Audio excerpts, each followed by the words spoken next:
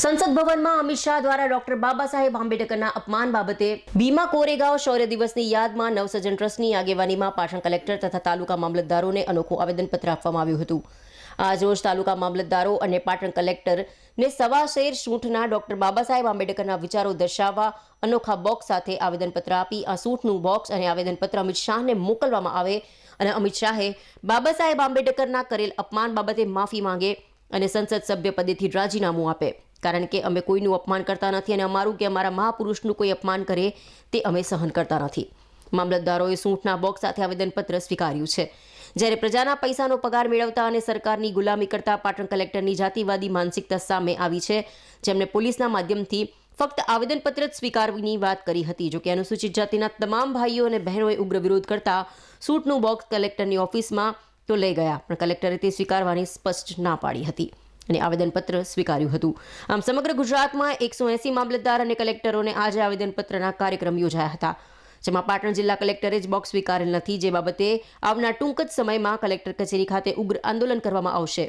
આ કાર્યક્રમમાં પાટણ જિલ્લાના તમામ તાલુકાઓમાંથી મોટી સંખ્યામાં કાર્યકર ભાઈઓ અને બહેનો જોડાયા હતા અને અમિત શાહ માફી માંગે રાજીનામું આપે તે બાબતે ઉગ્ર વિરોધ સાથે સૂત્રોચ્ચાર કર્યા હતા। આ કચેરીમાં અલાઉડ નથી, આ બધું બહાર રાખો, તમે તમારા કાગળ હું એક્સેપ્ટ કરશો, રજૂઆત સાંભળું છું, બસ આવો તો અંદર મૂકી દો બસ। હા તો રજૂઆતમાં એવું છે, આ પહેલા બહાર મૂકો પછી રજૂઆત કરો। હા તો પછી જઈએ ને લેતા જઈએ ને હાથે બહાર મૂકી દેવાનું પહેલા,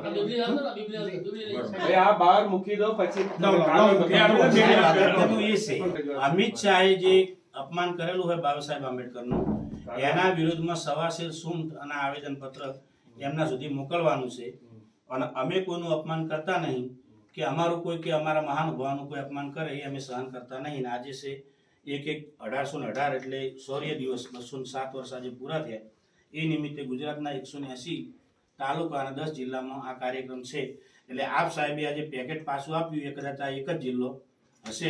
આજે અમિત શાહે જે સંસદ સભામાં ડૉક્ટર બાબા સાહેબનું અપમાન કરેલું એના વિરોધમાં ગુજરાતના 180 તાલુકા અને 10 જિલ્લાઓમાં સવા શેર સૂંઠનું પેકેટ અનોખું અને આવેદનપત્ર આપવાનો જે કાર્યક્રમ હતો એ તમામ જગ્યાએ સ્વીકારવામાં આવ્યો છે। જ્યારે પાટણ કલેક્ટર દ્વારા સૂંઠનો અસ્વીકાર કર્યો છે, એમની સાથે ઘણી બધી ચર્ચા થઈ, પણ પેકેટને બધું અહીંયા નહીં એટલે આ કોઈની પોતાની બાપ દાદાની ભેટી કે ઓફિસ નહીં, પોતાની માલિકીની, બરાબર। એટલે એ પહેલાં તો એવું કહી ના શકે। નંબર 2 તો એમના જે પણ પગારો થાય છે એ પબ્લિકના ટેક્સમાંથી થાય છે, એટલે સરકારની ગુલામી કરવાની અને પગાર પબ્લિકના પૈસાનો લેવાનો, એટલે હરગીજ ચલાવવામાં આવશે નહીં।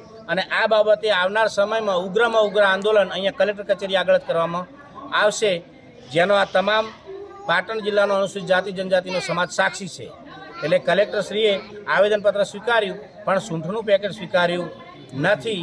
એટલે આ જાતિવાદી માનસિકતા અમિત શાહ કરતાં પણ વધારે જાતિવાદી માનસિકતા પાટણ કલેક્ટરની છે, કે જે પોતે પણ મને એવું લાગે છે કે પોતે પણ વર્ણ વ્યવસ્થા અને મનુસ્મૃતિમાં માને છે।